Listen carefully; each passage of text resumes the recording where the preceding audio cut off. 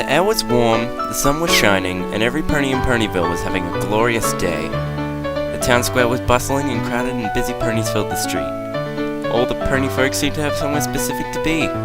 All except Rainbow Dash. Her place was in the sky. She tore freely through the air, speeding one way and the next, buzzing the treetops, racing the wind. The blue Pegasus swooped over a schoolyard, much to the delight of the children, and then climbed several hundred feet and dove, streaking downward as fast as she could. Seconds before hitting the ground, her wings flew open and she pulled back up into the clear blue. Rainbow felt alive. Suddenly, Dash remembered that she had somewhere to be. She was supposed to meet with Pinkie Pie in 5 minutes. Dash had gotten so caught up in her exercises that she nearly forgotten that Pinkie had asked to meet her at Sugar Cube Corner at 3. Pinkie hadn't said why or what they'd be doing, but Dash knew that with Pinkie, it could be anything. Dash wasn't really sure if she wanted to go there. She was so engaged with the stunts that she thought about blowing Pinkie off just to continue flying. But Dash's conscience got the better of her. She knew that it would hurt Pinkie's feelings after all. Pinkie had said it was going to be something special just for the two of them. Dash considered it and thought, why not? What does she have to lose? Heck, it might be more pranking. Pinkie might have found a bunch more stuff to pull on folks, and they had so much fun the last time. Dash kicked it into overdrive and made up for lost time, and sped to her appointment. When Dash walked into the store, she was immediately greeted by her host, who was bouncing in excitement. Yay, you're here! I've been waiting all day. Sorry if I'm a little late, Pinkie. I was doing my afternoon exercises and I lost track of time. Dash apologized. Pinkie giggled and responded in a gleeful, reassuring tone. Oh, that's okay. You're here now. What's a few more minutes? I've been so excited thinking about all the fun stuff we're gonna do. I haven't stopped bouncing since I woke up. I almost forgot to breathe. I've been so happy. Dash gave a slightly uncomfortable laugh. She's always appreciated Pinkie Pie's friendly, outgoing way of life, but Pinkie's overabundant enthusiasm almost creeped her out. Dash maintained a polite expression, however. If Pinkie was this worked up, whatever she had planned must be good. So, you ready to get started, Rainbow Dash? I've got everything all ready. Dash psyched herself up. You betcha, Pinkie. So, what you got planned? We gonna prank somebody? I got a couple of good ones I've been thinking about. Or maybe you've got some stunts you think I'd try. Or perhaps... making cupcakes. Baking? Pinkie, you know I'm not good at baking. Remember last time? Oh, that's not a problem at all. I only need your help making them. I'll be doing most of the work.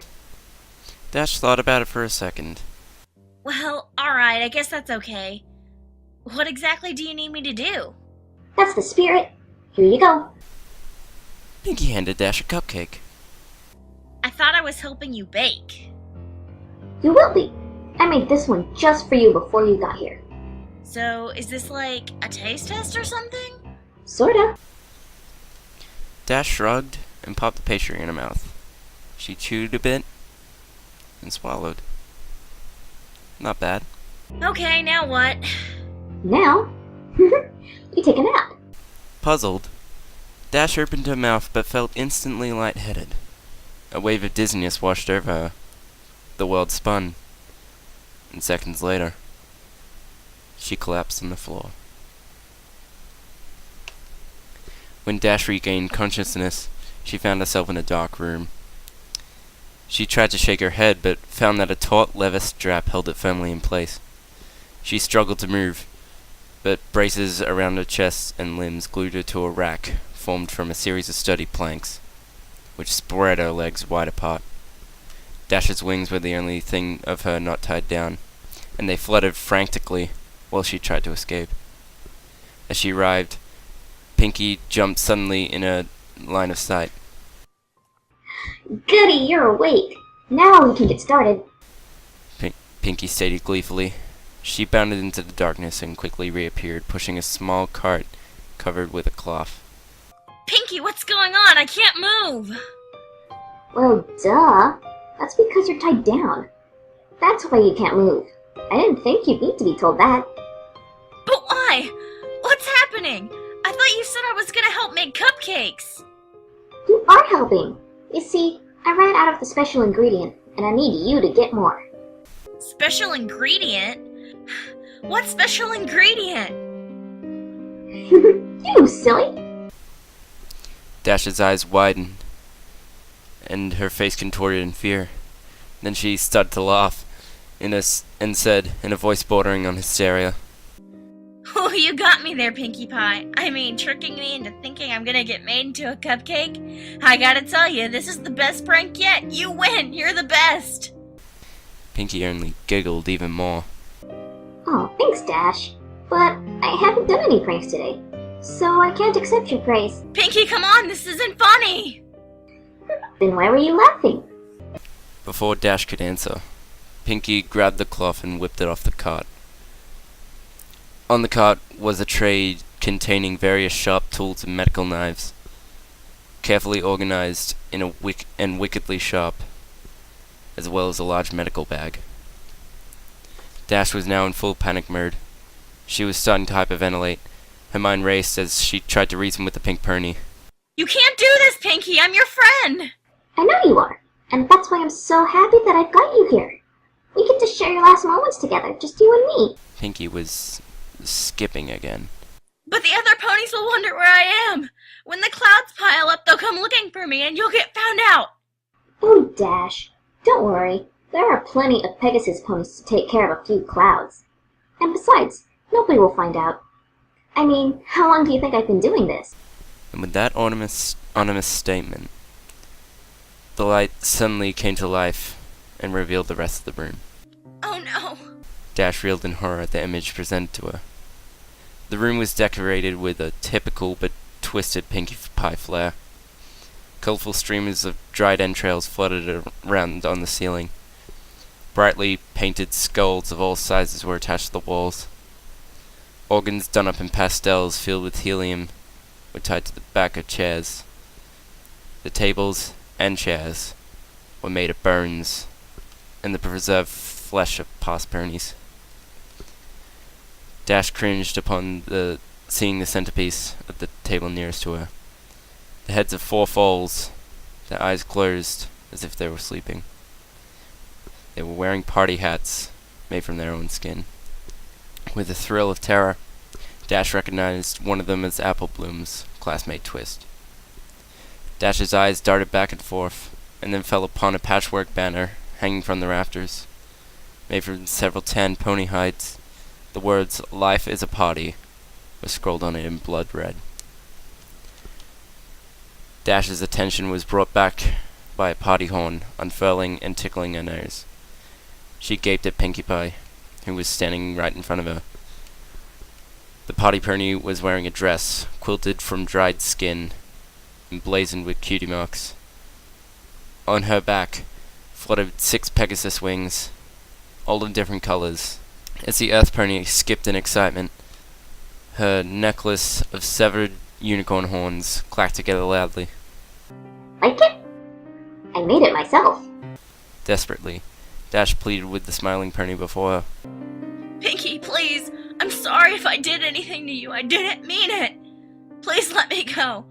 I promise I won't tell anybody. Oh, Dash, you didn't do anything. It's just that your number came up and, well, I don't make the rules. We can't turn back now. Dash was tearing up. How could this be happening? Aw, don't be sad, Dash. Look, this'll cheer you up. I brought you a friend. Seemingly out of nowhere, Pinkie produced a brightly painted blue and yellow skull. It was about pony-sized, but it had a very defining feature. A beak. Is that... Hey, Dash, let's hang together. These ponies are lame-os. Dweebs. I caught her right before she left town. Remember when I left the party for about 20 minutes? That wasn't enough time to play with her, of course. I had to wait till after the party to do that. But boy am I glad I did. It was worth it for the flavor alone. Griffins taste like 2 animals at once. It's amazing. I know she didn't have a number like everyone else in Ponyville, but when was I going to get another chance to try Griffin? I probably should have asked where she came from so I could have gotten more. But I forgot. I'll tell you what though, she was quite the fighter. She lasted a long time, which was a lot of fun for me. I got the chance to play with somebody other than a pony and try new things. It's too bad she had such a meanie mouth. She said so much bad stuff, I just had to take her tongue out. You know, bad language makes for bad feelings, Rainbow Dash. Dash didn't have anything to say. She just sobbed and writhed in her tight bonds. Well, that's enough reminiscing. It's time to begin. Putting down Gilda's skull, the pink pony gripped a scalpel in the cleft of her hoof and walked over to Dash's right flank. Without any flair, Pinkie placed the blade an inch above Dash's cutie mark and began a circular cut around it. Dash shouted in pain and tried desperately to pull away, but the braces held her still. Finishing the incision, Pinkie grabbed a curved skinning knife from the tray. Screwing up her face in concentration, she worked it under Dash's skin and sliced the hide away from the muscle. Dash ground her teeth as she tearfully watched her flesh peel off. Pinkie then moved to the other side and repeated the process on Dash's left flank. Once she had finished, Pinkie held up both cutie marks in front of her friend and started waving them like pom-poms. Dash just whimpered. Her thighs burned like nothing she had felt before. Placing the ragged patches of skin down, Pinkie selected a large butcher knife and walked behind the blue Pegasus. Hope you don't mind. I think I'm gonna wing it now. She grabbed Dash's left wing in her mouth and played with it for a few seconds, yanking it back so the sharp pain reignited the fire in Dash's flanks. Then, stretching the wing out, Pinkie brought the blade down hard at the base. Instantly, Dash screamed and thrashed her appendage. The movement threw off Pinkie's aim. She tried to hit the mark again, but missed and carved a huge slice into Dash's back. Dash, you gotta stay still or I'll keep missing. Pinkie took another whack and hit her target, but she swung again and again. Blood sprayed in the air, but Pinkie realized she wasn't getting anywhere. The blade wasn't going through the burn. I guess I forgot to sharpen it. I'll try something else. Stated Pinkie matter-of-factly as she tossed the knife over her shoulder, embedding it in the table. Through the haze of pain and tears, Dash heard the sound of a metal box opening and closing. Got it! Say, Dash, why don't they call it a hacksaw? It isn't hack. Hacking is what I was doing with the knife. This is just a saw. I don't get it. Pinkie placed the tool over the mangled flesh of the last attempt. Standing on her hind legs, she worked the saw back and forth with her front hooves. It sliced effortlessly through the burning skin. The feeling of the jagged teeth grinding into her made Dash want to vomit. She watched numbly as her wing flew over her head and landed with a fluff on the table. Pinkie moved to the next wing and started sawing. Dash didn't struggle this time. She'd given up trying to fight and focused on choking back screams of agony. Abruptly, the sawing paused. Pinkie was only halfway done, the wing hanging off by a slither. Hey, Dash, think fast! Suddenly, Pinkie yanked the wing as hard as she could. The burn snapped, but the blue pony's skin held and tore away. The pull ripped away a long strip of flesh, all the way down Dash's back to her rump. Her body seized the unexpected trauma. As her pelvis tensed up, Dash felt a warm release between her legs, and a loud, unending melody of pain filled the room. Unable to catch her breath, she blacked out.